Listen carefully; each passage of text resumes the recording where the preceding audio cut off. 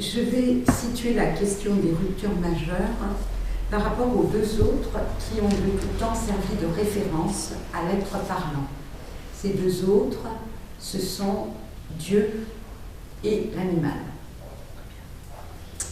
S'il était avéré que nous vivons dans un monde sans Dieu, alors il ne resterait plus comme référence pour penser l'humain, dans le monde postmoderne, c'est une question, que l'animal et les machines. Est-ce possible? Donc, on peut en déduire d'emblée que Dieu a de tout temps, à toutes les époques, dans toutes les civilisations, été créé pour faire tenir ce qu'on appelle la fonction symbolique, c'est-à-dire le fait d'être parlant et d'être le garant de l'ordre des parlants. Alors, je vais faire un détour un peu succinct par l'histoire, la grande histoire, pour vous montrer ce qu'est une rupture majeure.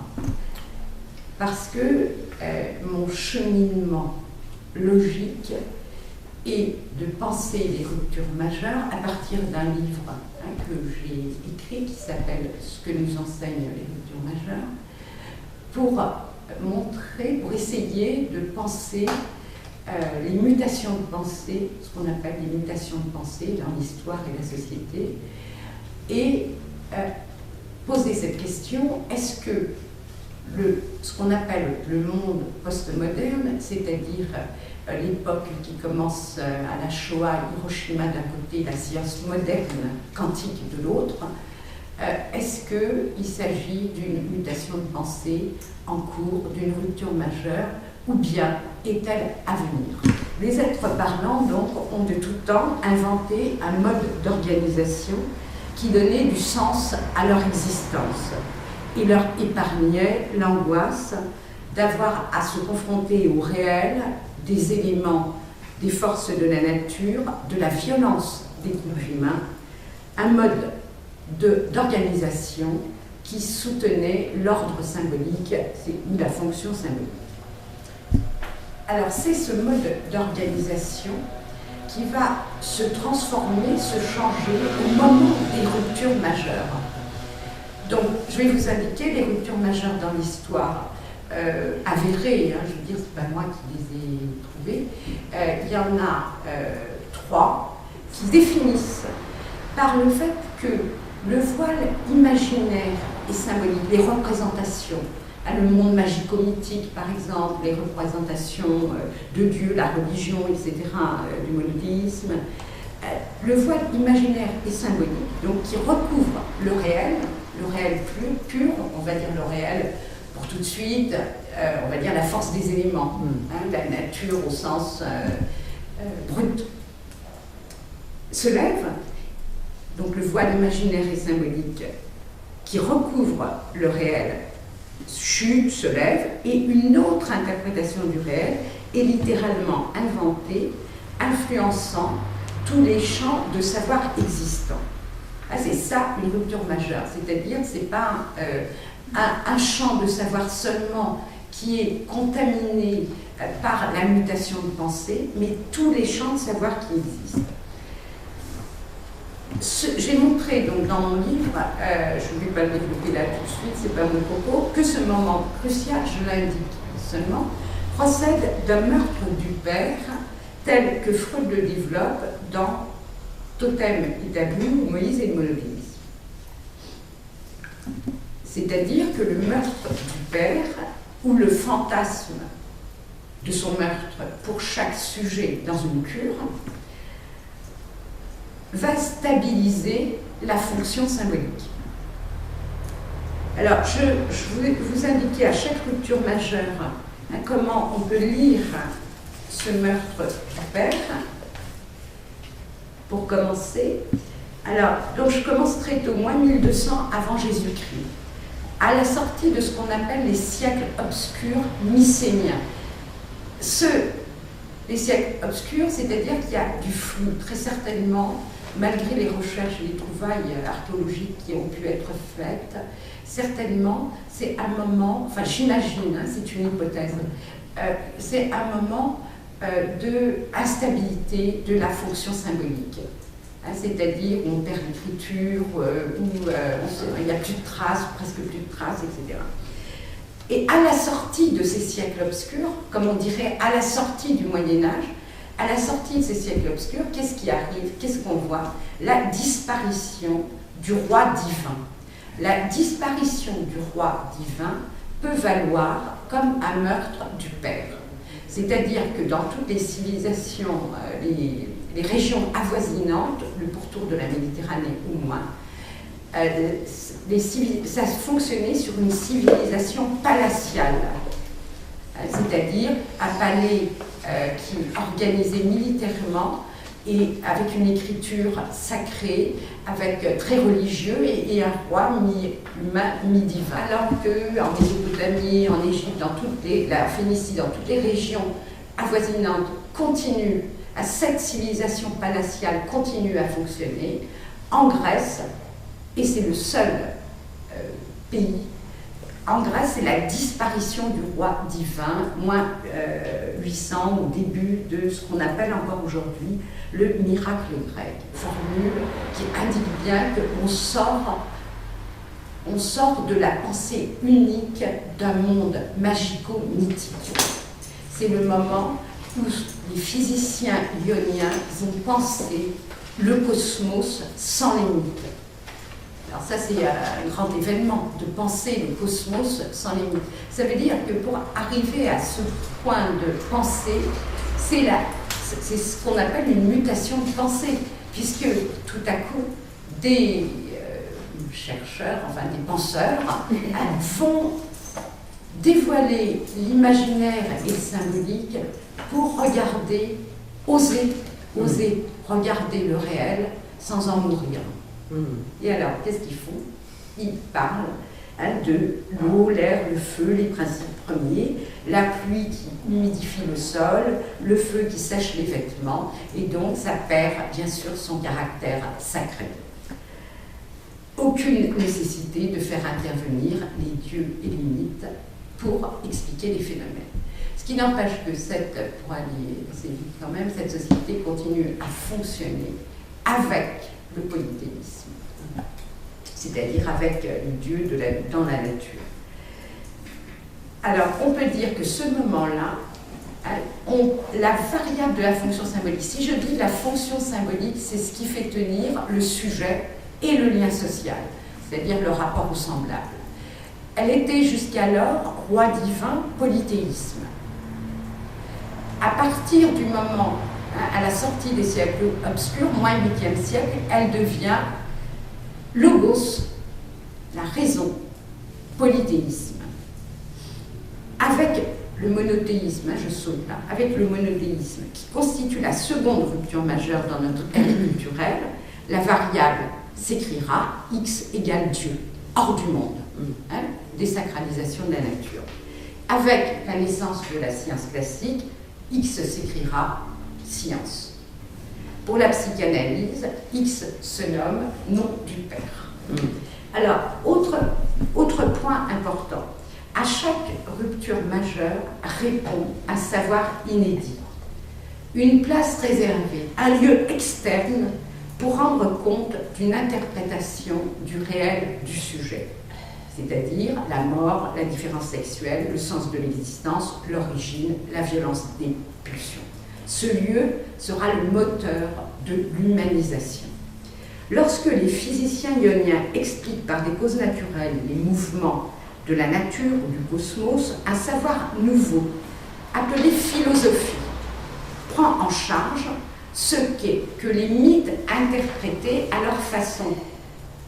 Lorsque le monothéisme balaye la philosophie grecque vers le 5e siècle après Jésus-Christ, un nouveau savoir, avec Saint-Augustin d'abord, la théologie, prendra le pouvoir de donner du sens à l'existence.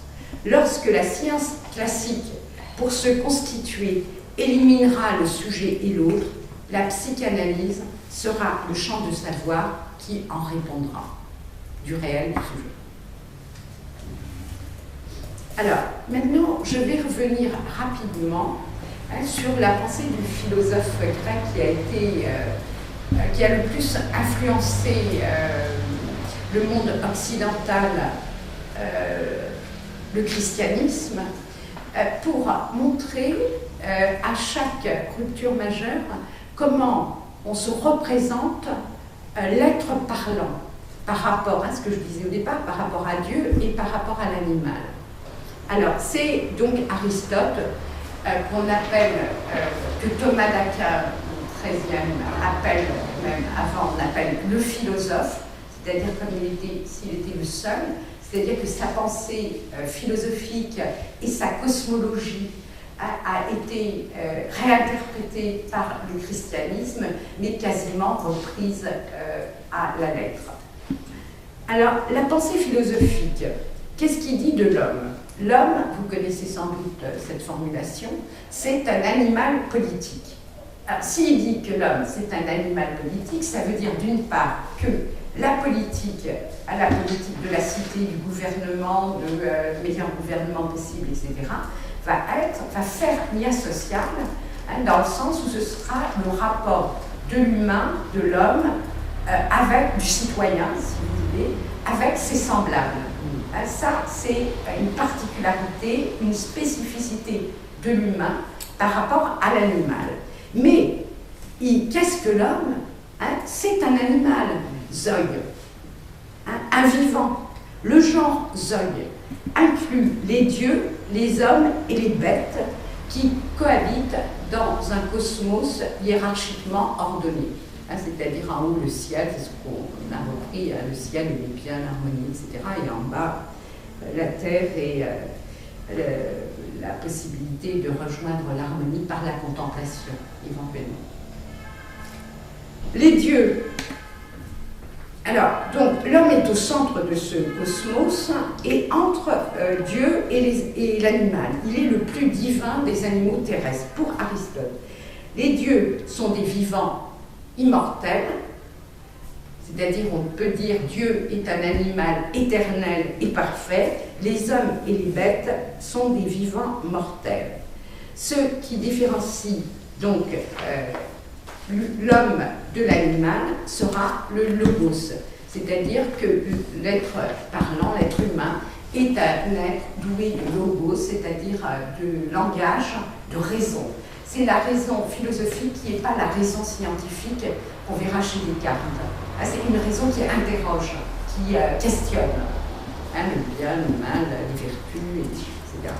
Donc, l'homme se différencie des animaux par le fait qu'il possède le logos. Deuxième rupture majeure, le monothéisme fera de l'homme un pécheur, c'est-à-dire un être qui a fauté, là je vais aller assez vite, et donne naissance à une subjectivité coupable. Dans un cosmos ordonné, c'est-à-dire le bien du ciel et le mal sur terre.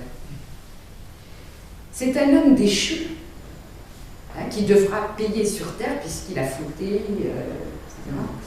Sur terre le mal de ses péchés, de ses fautes, et se convertir à un amour sans faille pour Dieu.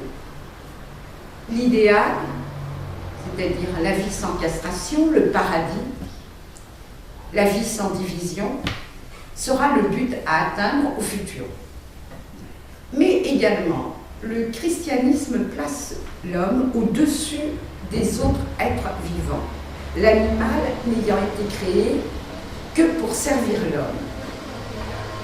La théologie chrétienne fait la différence entre l'âme immortelle et de nature divine, qu'elle reprend de Platon, et les animaux non raisonnables, on dirait non doués de logos, qui sont considérés comme des êtres éphémères.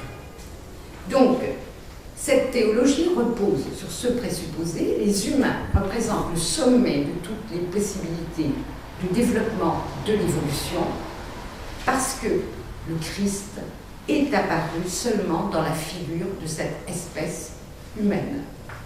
S'il était apparu en animal, ça aurait été différent. Comme le Christ est apparu, est venu sur terre, il était homme, à ce ce moment-là, l'espèce humaine a une particularité, c'est qu'elle va pouvoir ressusciter comme le Christ, et donc l'immortalité de l'âme et la résurrection des corps le rapprochent de Dieu et l'éloignent de l'animal. Pour Aristote, donc, l'humain fait partie du vivant animal, c'est la même essence, mais s'en excepte par un point, le logos. Pour le christianisme, l'homme est au-dessus de l'espèce animale, est une autre espèce, et il s'excepte de l'espèce animale par l'immortalité. Avec le monothéisme et le christianisme en particulier, une science sera possible. Pourquoi? Alors, premièrement, le monothéisme judaïque aussi bien, désacralise la nature, parce que le Dieu du monothéisme, il est irreprésentable, d'une part, il est hors univers, hors du monde. Ça fait que la nature, tous les éléments de la nature qui sont là, va pouvoir être non seulement observée ou rangée ou classée comme elle était par Christophe, par exemple, mais va pouvoir être maîtrisée, on va pouvoir agir dessus, on va pouvoir en faire quelque chose d'autre. Voilà, l'être humain pourra en faire quelque chose d'autre. Parce qu'elle est plus sacrée. Ah, si elle est sacrée, on touche pas aux choses sacrées. Alors, si c'est désacralisé, tout est possible. Donc, le christianisme ouvre cette possibilité-là. Le judaïsme. Et le judaïsme. Le judaïsme d'abord, excusez-moi, le monothéisme en fait. Et deuxième point important, qui est la spécificité du christianisme, il anticipe l'unification des lois terrestres et célestes. Pourquoi? Parce que, on peut répondre comme ça, Jésus, l'homme-dieu, par sa mort, anticipe la mort de Dieu et anticipe l'unification des lois célestes et terrestres, puisque la nature de l'homme sur terre pourra être de la même nature que celle de Dieu au ciel. Puisque l'homme, Dieu, Jésus, c'est un humain, et c'est aussi Dieu. Donc, si on le tue, meurtre du fils pour payer la mort du père, si on le tue, on tue Dieu en même temps, en fait. Donc, le divin est entamé par la mort. Voilà, le divin est entamé par la mort. Par de la mort. Par la mort du Christ. Et du fait que Jésus, c'est l'homme-dieu, au ciel, Dieu, sur terre, l'homme, le ciel, les lois physiques qui gouvernent la terre et le ciel sont donc de même nature. C'est-à-dire qu'il n'y a plus... Vous voyez comment ça anticipe finalement Jésus, l'histoire du christianisme, ça anticipe la possibilité de donner à la science les moyens de trouver les lois physiques qui gouvernent et le ciel et la terre. Et ça sera la fin du cosmos hiérarchisé. Enfin, ça dure très longtemps, la religion chrétienne comme discours dominant, jusqu'à au moins 17e et les retombées au moins jusqu'aux Lumières. Nous voilà donc au seuil de la modernité et d'une autre vision de l'homme et de l'univers. La naissance de la science classique au XVIIe siècle introduit l'entrée dans le monde moderne où le bien de l'homme n'est plus articulé à la sagesse antique ou à un Dieu transcendant, mais au progrès de la science. Alors, c'est Galilée et quelques autres donc, qui seront les premiers à oser, à prendre le risque de dire non à la vérité révélée de la religion, au-delà de sa croyance ou non, parce que tout le monde était très croyant, et si on allait trop loin et on ne faisait pas œuvre de foi, on allait sur le bûcher. Mais au-delà de sa croyance ou non, donc Galilée symbolise celui qui a dit non à la vérité révélée de la religion au nom d'une autre vérité. Il sera le premier à mettre en évidence que la vérité peut ne pas être issue d'un principe d'autorité, c'est-à-dire un grand autre, Dieu ou le patriarcat, mais de la confrontation avec la réalité par le biais d'une expérience reproductive. C'est l'autorité de la science. Le principe d'autorité incarné par un grand autre jusqu'alors, qui a fondé le patriarcat, sera à partir de là sur la voie de sa dissolution, bien avant le capitalisme. Ces scientifiques veulent déchiffrer non plus le grand texte ordonnateur de nos destinées, mais le texte de l'univers en attente de déchiffrement. Cette révolution du XVIIe ne se débarrasse pas seulement de Dieu comme les Grecs l'avaient fait pour penser en raison le cosmos, mais elle détruit le lien de rupture dans le lien de l'homme au monde qu'il a construit, le lien de l'homme à l'univers dont Dieu était le garant. Descartes, contemporain de Galilée, avec le cogito et son Dieu de la raison, sera l'artisan de la construction d'un nouveau sujet, le sujet moderne, le sujet de la science et de la non-nécessité de Dieu dans les affaires humaines. Pour Descartes, l'homme est une union étroite entre l'âme et le corps. Mais cette union reste impensable. C'est-à-dire, jamais Descartes ne peut dire en quoi consiste l'union de l'âme et du corps. Parce que pour lui, il distingue la substance pensante, l'âme, qui s'appelle res cogitans, et la substance étendue, le corps. C'est-à-dire l'âme et le corps ont deux substances hétérogènes, pas de même nature.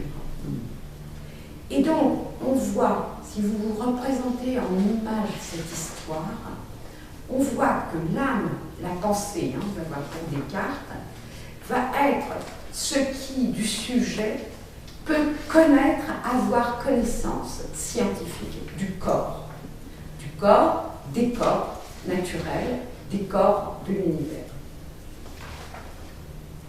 Et donc, l'union, il y a un écart entre l'âme et le corps, puisque pour Descartes, ce sont deux substances hétérogènes. Dans cet écart entre l'âme et le corps, sans rien pour les unir, va se glisser la possibilité d'une science des corps. L'homme est donc une substance pensante unie à un corps naturel de nature mécanique. C'est pourquoi on a pu dire que Descartes était un naturaliste. C'est du naturalisme. Cette partie-là, en tout cas, du corps naturel, c'est-à-dire comme des animaux. Exactement. Le corps de l'humain, la substance étendue, c'est la nature, c'est le vivant, et c'est tout aussi bien l'animal. Donc l'homme se retrouve là, à égalité avec l'animal, dans la nature de son corps. Alors, voilà ce qui va organiser le sujet de la science. La certitude du je pense donc je suis, le cogito, cette certitude est équivalente, c'est ce qui soutient Descartes, à la certitude mathématique, puisqu'il passe dans la méthode par toute une série de doutes pour arriver à ce seul point de certitude, je suis donc j'existe. Je pense donc je suis. Je doute donc j'existe, par exemple, c'est des formulations. Donc, à partir de là, on a un moi, une conscience, un moi connaissant. On peut dire sujet, par exemple, qui peut connaître l'objet. L'objet, ça va être le corps, les corps. La nature, les lois du mouvement et de la mécanique. La pensée, pour Descartes, s'oppose donc trait pour trait à l'animalité, c'est-à-dire au corps, puisqu'elle est d'une autre substance. Tous les êtres naturels, bêtes, plantes, sont réduits à un corps. Le corps réduit à l'étendue peut être facilement connu, et ce qui peut facilement le connaître est la pensée réduite à la raison, hors passion, hors imaginaire, hors fantasme. Si la nature en l'homme est de penser, la nature hors de l'homme est de ne pas penser. Il y a de la conscience seulement en l'homme, il n'a pas la même nature que le reste de la nature. C'est donc par nature qu'il s'oppose à l'animal. Ce qui est nouveau, c'est que sans le corps, l'âme peut penser le corps lui-même, le connaître, faire de la physique. Il faut bien souligner que s'ouvre ainsi le corps comme objet d'étude. Cette théorie, finalement dualiste de l'homme, ouvre des pratiques qui s'adossent sur elle, en particulier l'action sur le corps humain, une médecine sans mystère ni transcendance, des pratiques hygiénistes.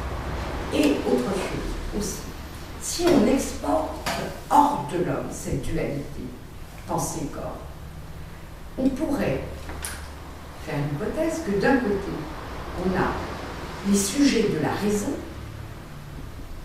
ceux qui sont du côté de la pensée, les sujets de la raison, de l'autre, des corps, rien entre les deux. Cette théorie peut donner lieu à ce que des corps de l'autre, des corps humains, soient traités comme de la mécanique, comme du corps animal. Comment la conception cartésienne du sujet articulé à la science classique va-t-elle finalement promouvoir un monde sans Dieu? Descartes vit à une époque encore fortement religieuse. Il construit une méthode dont est issu le cogito, méthode qui devait servir à tout le monde. Donc ça devait être un retour sur soi. Il dit, dans Métaphysique, « Sans rien connaître du monde, j'ai pu me connaître. Donc, mon moi ou mon âme ne dépendent pas du monde. » Il inaugure un sujet sans autre qui émerge hors de la puissance de l'autre, qui n'a que son être ou son existence pour seule certitude. La certitude du cogito est le produit de la rupture du lien métaphysique de l'homme au monde. Nulle nécessité de Dieu jusque-là. Pourtant, tout le monde sait qu'il a fait appel à Dieu. Alors, mais que serait l'homme sans son corps et sans le monde? Avec sa pensée, vous imaginez, l'homme avec sa pensée. Donc il se heurte à cette question qui est en fait la question d'une impossible identification du sujet à nous-mêmes. Une impossibilité de concevoir un « je suis ce que je suis ». Je ne suis pas ce que je suis. Voilà. Il y a cette impossibilité donc du « un », de la pensée. Il ne pourrait pas se penser elle-même. Alors ce qu'il va faire, c'est très très doué, en rompant le fil des cogitations pour arriver à sa certitude, à un moment, il en arrive à appeler, écrire un Dieu non trompeur qui garantirait les vérités éternelles, la vérité du savoir issu du cogito. Cette opération change au passage la nature de Dieu. Le Dieu de Descartes n'est plus le Dieu d'amour et du christianisme, n'est plus le Dieu de la loi des 10 commandements, mais un Dieu de raison, le Dieu des philosophes qui garantit que les lois mathématiques trouvées par les hommes sont vraies. Il garantit donc un savoir déjà là, qui appartient au sujet. Le savoir n'est dès lors plus dans l'autre, mais dans le sujet. Le recours à Dieu survient dans l'après-coup du cogito, c'est-à-dire de la certitude du « je pense donc je suis ». Donc, le savoir du sujet préexiste à la garantie divine. Le Dieu de Descartes se déduit de la raison humaine, alors que depuis toujours, l'absolu précède le sujet. Il antécède. Vous voyez, vous naissez, vous arrivez dans un monde où la religion dominante, c'est le christianisme ou le judaïsme, ou un monothéisme ou l'islam, c'est déjà là, ça précède le sujet. L'autre est antécède, en fait. Or, pour Descartes, si on lit bien ce qu'il raconte, c'est dans l'après-coup du cogito que Dieu survient pour garantir les vérités mathématiques, en fait, pour garantir la certitude du cogito. En séparant le savoir, qui aura comme caractéristique d'être certain, donc scientifique, et la vérité impénétrable par la raison humaine, qui, elle, reste aux mains de Dieu, devenue lointain, Descartes fonde un nouveau sujet que Lacan épinglera sous le nom de sujet de la science, un sujet qui ne figure pas dans le champ des représentations, un sujet évanouissant, tout comme le sujet de l'inconscient. Pourquoi le sujet de la science? C'est un sujet qui n'apparaît pas dans le champ des représentations. C'est Lacan qui l'a très très bien remarqué. C'est-à-dire, il y a à se représenter, enfin c'est comme ça que je me le représente, comme une image. Vous voyez, le fil des cogitations cartésiennes, je suis en train de penser. Tout à coup, je lâche mon fil. Et, interruption, le sujet évanouissant, il est là. Il n'est pas dans le fil des cogitations, il n'est pas identifié dans l'appel à Dieu, il est juste entre les deux. C'est-à-dire celui qui va passer entre les lignes pour faire appel à la garantie des vérités révélées par le cogito. Et le sujet de l'inconscient, il est évanouissant dans le sens où, par exemple, c'est très probable ça, quelqu'un dit dans une cure analytique, quelqu'un dit à un analyste, donc dans le transfert, pourquoi y a-t-il quelque chose plutôt que rien? Quelqu'un qui est un peu philosophe. Alors, il risque comme ça de discuter pendant un temps, pourquoi y a-t-il quelque chose plutôt que rien? Mais, comme il le dit dans une séance, dans une cure analytique, le fait de le dire sans pratiquement d'intervention de l'analyste va lui faire entendre que y a-t-il quelque chose plutôt que rien, ça concerne la différence sexuelle. Mais il pourra dire à ce moment-là, ah non, non, c'est pas ce que je voulais dire. Vous voyez, c'est-à-dire au moment où il le dit, c'est pas ce qu'il veut dire. Et il chute en le disant, ce sujet de l'inconscient, évanouissant. Quelqu'un dit, c'est le bordel, bêtement, là, comme ça, elle arrive, début de séance, c'est le bordel. Dans ma chambre en ce moment, on dirait un charnier. Un charnier. Alors, j'entends ça tout à coup, je dis charnier. Ah non, non, qu'est-ce qu'il vient faire ce mot-là ici? Voilà le sujet de l'inconscient, l'évanouissement du sujet de l'inconscient que Lacan reprend tout à fait, exactement à partir de ses commentaires sur Descartes, hein, sur le sujet connaissant, le moi connaissant et le Dieu non. La disjonction savoir-vérité mise en acte dans le cogito se matérialise dans le champ social par la séparation de la science, caractérisée par le quantifiable, et de la religion, qui englobait la métaphysique et la philosophie. Les religions n'ont pas pour autant disparu, tout le monde peut en être témoin dans le monde occidental ou oriental, mais dans le monde occidental, elles ne sont pas reliées à la vérité scientifique, c'est-à-dire au discours dominant, qui a prélevé le statut de vérité, la science a prélevé le statut de vérité à la religion. Alors, avec Descartes, la disparition de la figure de Dieu sur son versant imaginaire, le Dieu d'amour, ce nom d'un autre qui manque, celui qui existe par l'amour ou le sacrifice qu'on lui offre, cette figure de Dieu est bel et bien destituée. Cet acte vaut pour un meurtre du Père, annoncé par la science galiléenne. Il se réalise par une opération de pensée, si on peut dire. Ce sera un nouveau nom du Père, science, qui a l'air d'exister comme ordre du monde, un nom du Père qui dicte les lois de la nature, un nom du Père qui fait office de fondement, parce qu'on veut bien y croire, on l'appelle science. Pour la première fois, il sera impossible de convertir l'abandon de Dieu en amour du Père ou en colère de Dieu qui punit. Dieu ne sera bientôt plus nécessaire. La science ainsi conçue laissera hors de son champ la question de la loi symbolique en tant que structurant le sujet et le social. Il n'y aura plus de place réservée pour l'interprétation du réel à l'extérieur.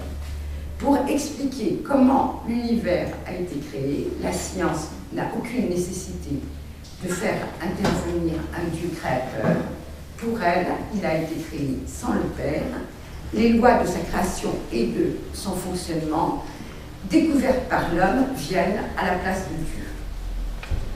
Mais nulle nécessité de Dieu pour que subsiste la loi symbolique. Elle est inhérente au langage, au fait de parler et de la faille du symbolique à dire tout le réel. Mais est-ce suffisant? Là est une question. Est-ce suffisant de dire, bon, ok, Dieu, comme garant de la loi symbolique, des êtres parlants, représentés ou dehors, imaginarisés, qui symbolisent le réel, on peut s'en passer et dire, voilà, le langage, la loi symbolique est inhérente au langage, donc, et elle ne peut pas, et à la faille du langage, à dire tout sur le réel, donc on continuera à interroger la différence sexuelle, la mort, la violence, l'origine, voilà. La question c'est, est-ce suffisant?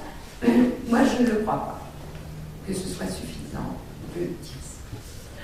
Parce que, comme on va le voir, ça provoque une sorte d'instabilité de la fonction symbolique. Alors, à partir de ce moment-là, comme je vous disais qu'à chaque rupture majeure, répond à savoir inédit qui va prendre en charge les questions de l'interprétation du réel. Alors, pour la religion, c'était la théologie et la métaphysique qui tenaient lieu de philosophie finalement. À partir du moment où la science se prend le pas sur la religion en tant que discours dominant, le savoir qui ne se sait pas n'a plus de lieu externe pour être interrogé. Et d'autre part, le réel de la science reste muet, c'est-à-dire c'est un réel qui ne parle pas, qui n'interroge pas les questions du réel du sujet. Et la psychanalyse va venir comme répondant de ce que la science exclut son champ. Alors que Descartes ancre le savoir dans la conscience, Freud déloge la puissance de la conscience et invente un lieu pour un savoir qui ne se sait pas, qu'il nomme inconscient. Selon la définition de Jean-Claude Milner, un concept qui dit non à la conscience.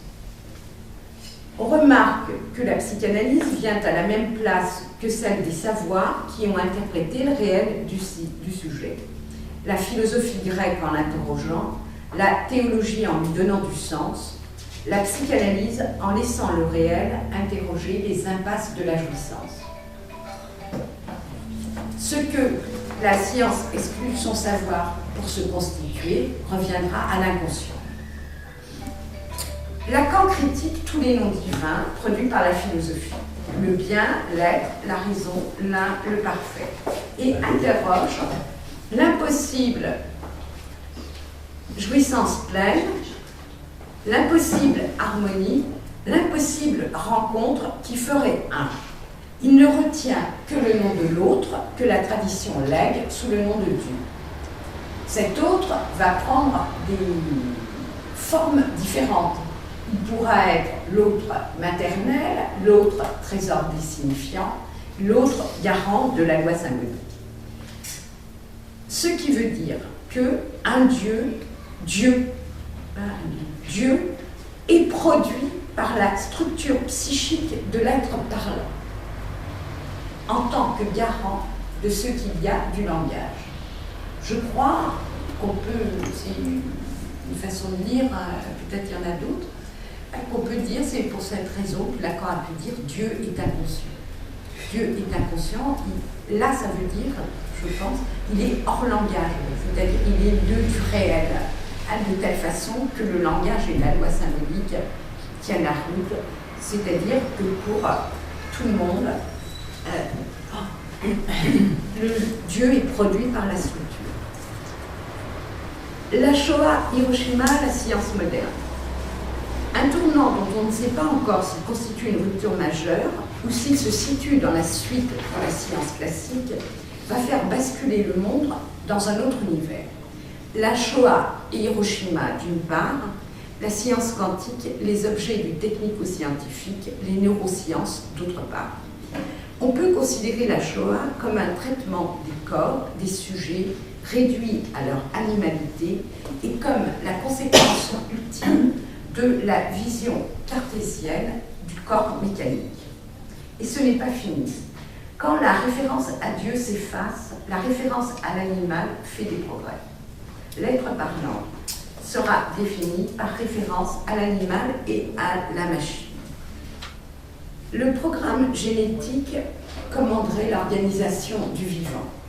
L'organisation du vivant, à partir de ce moment-là, c'est tout vivant, c'est-à-dire animal, bête, fossile, etc. L'idée que soutient cette vision, c'est que la culture humaine ne fait rien de plus que de se substituer naturellement à la nature pour achever son œuvre. Cette théorie dira: le langage animal est codé, est fixé dans le génome. Le langage humain se fait par transmission. Cette différence de structure est réduite à une différence de forme de transmission. On entend beaucoup parler du langage des animaux qui communiquent entre eux. Par prolongement, le langage humain devient la communication ou l'information.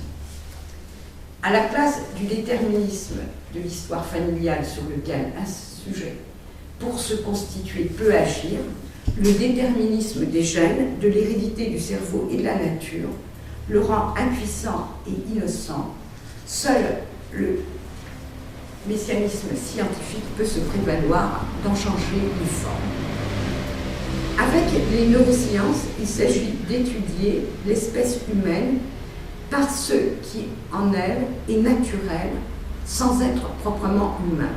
On a vu que jusque-là, au début même de la civilisation, l'être parlant, l'humain, était toujours, même s'il faisait partie du vivant comme les animaux, était toujours par un point, faisait toujours exception par un point du vivant animal, c'est-à-dire le logos, l'immortalité, et dans ces neurosciences, c'est-à-dire dans le monde postmoderne, la méthode s'inverse.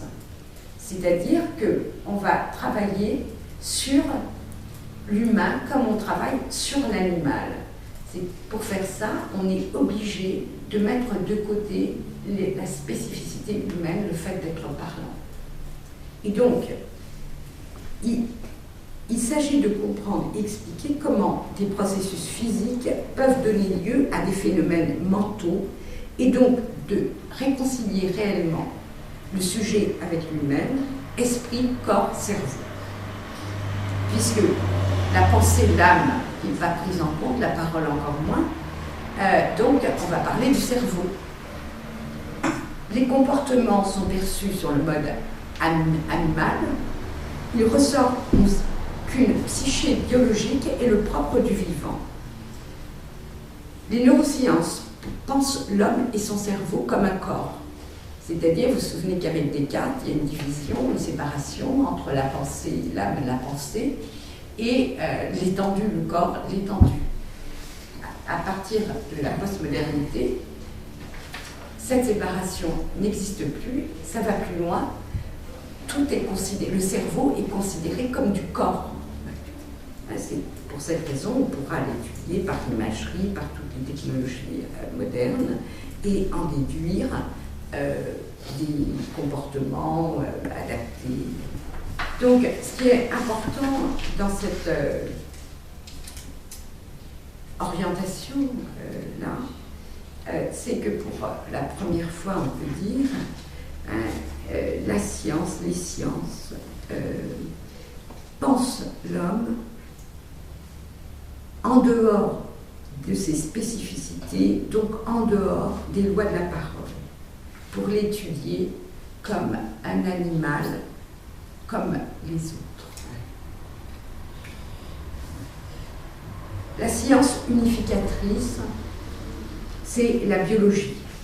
L'homme est un, le vivant, tout vivant, est soumis aux seules lois biologiques de l'adaptation évolutive. Les comportements humains relèvent d'un seul type de causalité. Ils procèdent d'événements neurophysiologiques, d'états cérébraux qui sont seuls dotés d'un pouvoir causal véritable. Par ailleurs, l'idéologie contemporaine, qui se veut anti-hiérarchique et égalitariste, pour éviter sans doute qu'on traite les corps humains comme des animaux, n'est pas couplée avec l'égalité des Lumières ou avec l'humanisme ou avec les droits de l'homme, égalité, fraternité, liberté. L'égalitarisme libéral est combiné avec le naturalisme. Tous les animaux sont égaux, tous les vivants sont égaux, tous les êtres naturels sont égaux. Il n'y a pas de différence entre l'organique et le cybernétique, c'est-à-dire les machines, entre les êtres biologiques et les êtres bioniques, ni vivants ni machines. Ils sont égaux. C'est l'écroulement des deux frontières, celle qui sépare l'homme de la machine, des machines, et celle qui sépare l'homme de l'animal. Le mot d'ordre n'est plus liberté, égalité, fraternité, mais tous innocents, tous victimes de ses gènes, de ses connexions neuroniques, de son mécanisme cérébral endommagé. Et ceux qui sont dangereux pulsionnellement pour les autres, les violents, les criminels, etc., on les rejette, faisant d'eux des humains superflus entre eux. La psychanalyse reste le seul champ des sciences humaines, le seul champ de savoir qui n'a pas été phagocyté par les neurosciences. C'est peut-être la raison de toutes les attaques dont il est l'objet. Je voulais faire une remarque sur l'instabilité de la fonction symbolique, l'instabilité actuelle de la fonction symbolique, comment on peut la repérer. La fragilité symbolique, en associant par exemple à chaque innovation la menace et les dangers qu'elle induit. Tout le monde a remarqué que les médias répandent les images des catastrophes naturelles, du terrorisme, des dangers que court la planète et de ceux que nous courons nous-mêmes. On peut se demander à quoi ça sert, quand même. C'est une question, comme c'est au quotidien. C'est un catastrophique maintenu au quotidien en ce qui concerne tous les produits d'usage alimentaire, cosmétique, ménager, l'air qu'on respire, les sons qu'on entend, les images que l'on voit. Les terreurs suscitées par les violeurs, les pédophiles, la pandémie grippale ou la crise économique mondiale entretiennent une peur de fin du monde, un fantasme de destruction ou un par un ou de tous par quelques-uns. On ne sait plus ce que nous réserve demain. Tout comme les anciens Égyptiens ne savaient pas si le soleil allait renaître chaque matin. Bien. C'est pas fini. Et alors, ils se livraient à des combats nocturnes, épuisants, pour vaincre le mal, les monstres, jusqu'au jour où le premier sujet de l'histoire, pour certains, on l'appelle comme ça, Akhenaton, par un meurtre du père, stabilise la fonction symbolique. Les peurs archaïques révèlent cette instabilité à une humanité qui n'aurait soi-disant plus à se soucier de son bien, de son bonheur, de son existence.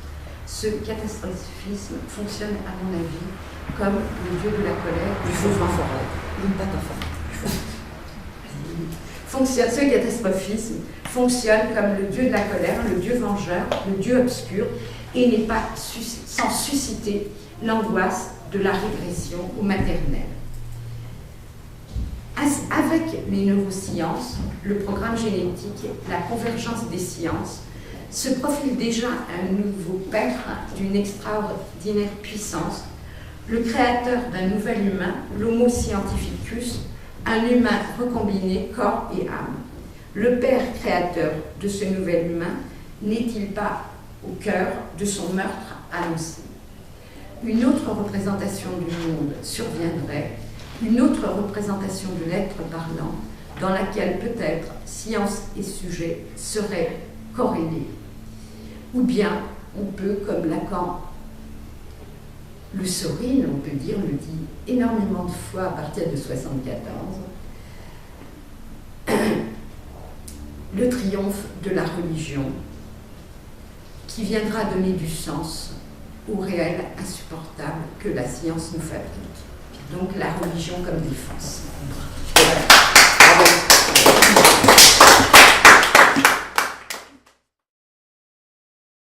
Du côté de l'égalitarisme libéral, si j'ai bien entendu, on est dans une indifférenciation. Du coup, il n'y a plus de différence entre l'être humain comme sujet et l'objet qui l'étudie, c'est-à-dire le biologique, l'extérieur, etc. Tout s'égalise, en quelque sorte, dans une sorte de continuité, de mise en continuité entre le sujet et l'objet. Si j'ai bien entendu ce que tu nous as dit. Et c'est cette mise en continuité, je pense, qu'on peut rapprocher justement de l'indifférencié qui convoque l'angoisse du gouffre maternel. Parce que là, on est dans l'indifférencié du côté d'un maternel, où plus rien n'est distingué. Et que je crois, comme tu l'as dit, qu'il y a un lien entre cet indifférencié et le brassage continuel et permanent et entretenu des peurs catastrophistes, donc d'un catastrophisme ambiant, qui n'est autre, en effet, que l'imaginarisation d'un Dieu vengeur. Il y a tout à fait un lien entre cet indifférencié, du coup, et l'invention d'un Dieu vengeur qui est requis, du coup, qui est requis comme parade à l'angoisse de castration. Je crois qu'on peut articuler, si tu veux, tout à fait corréler cet indifférencié menaçant, avec aussitôt requis, comme corrélaire indissociable, ce Dieu vengeur qui va prendre la figure d'une pandémie, d'un séisme, de tout ce qu'on peut imaginer pour l'entretenir, en tout cas pour entretenir cette figure. Voilà. De la même façon que tu as parlé des Égyptiens. Rapidement, l'instabilité de la fonction symbolique dont tu as parlé au début. Est-ce qu'on est d'accord, ou est-ce qu'on pourrait être d'accord pour dire qu'on est tout à fait dans ce temps-là, puisque l'écriture est menacée.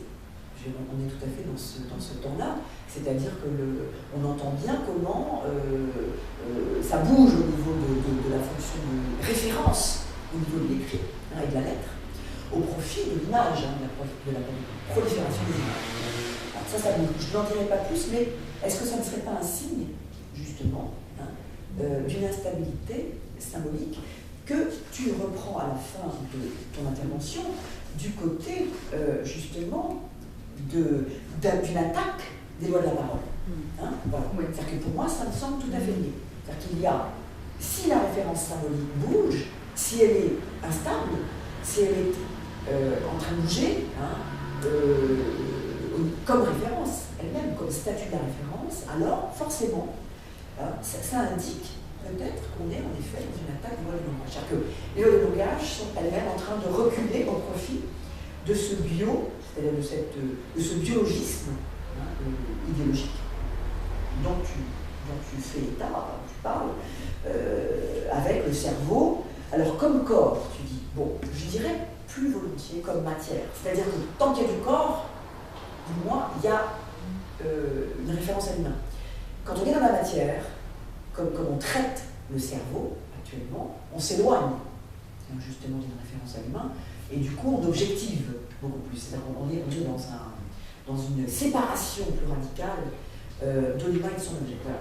Alors, j'ai envie de dire ça. Alors, la fonction de Dieu est requise. La question qu'on peut se poser, c'est comment vivre sans un autre. Et tu as fait une démonstration à partir de Descartes. Lui-même se heurte en effet à cette impossibilité de s'auto-définir, de s'auto-référer, de s'auto-fonder finalement, en faisant appel à un autre qui garantit finalement sa fonction sujet, qui garantirait sa fonction sujet. Dans c'est déjà là, ou ce serait déjà là. Mais comment vivre, c'est bien la question, sans un autre qui nous pense. Sans un autre qui nous pense. Et je pense que c'est ça le point, finalement, et que la fonction Dieu et requise, psychiquement requise, fonction de ça, c'est-à-dire un autre qui nous pense. Puisque s'il n'y a pas d'autre qui nous pense, comment vivre? Voilà. Ce que tu dis là, ça fait directement penser, mais avec un pas de côté peut-être à Borges, là, aux ruines circulaires. Les ruines circulaires, là, une nouvelle de Borges, où un homme se demande s'il vit ou s'il est rêvé par un autre. Et il cherche une preuve, la preuve, c'est un bien grand mot, à cette histoire. Est-ce que, en fait, il n'est pas rêvé par un autre? Alors, la différence justement entre être pensé par un autre ou rêvé par un autre.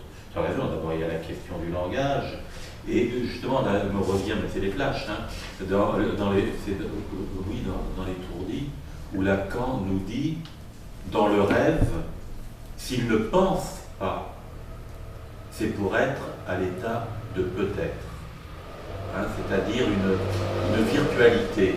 Et là, effectivement, et donc Lacan nous dirait que justement, en termes de pensée, dans le rêve, il ne pense pas, bien que le rêve soit aussi du langage.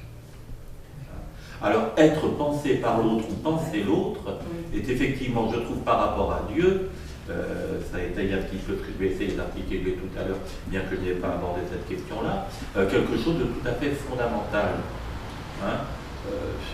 Dieu a créé l'homme à son image, bon, adage, mais qu'est-ce que l'homme en pense, et du rapport de l'interpensée, je trouve, est tout à fait au cœur de cette problématique de Dieu. Celui qui nous pense aurait un déterminisme absurde. Absurde. Oui. Et celui qui nous rêve, et ben, c'est justement dans... C'est l'idéal, c'est ça, c'est le mythe. On est dans le mythe, on est dans Dieu. Voilà. Qui aurait rêvé l'homme à son image, enfin, dont on pourrait nous penser qu'il nous aurait rêvé. Absolument. C'est ça. Absolument. Voilà, nous on penserait qu'on aurait été rêvé. Et il a fait un cauchemar d'ailleurs.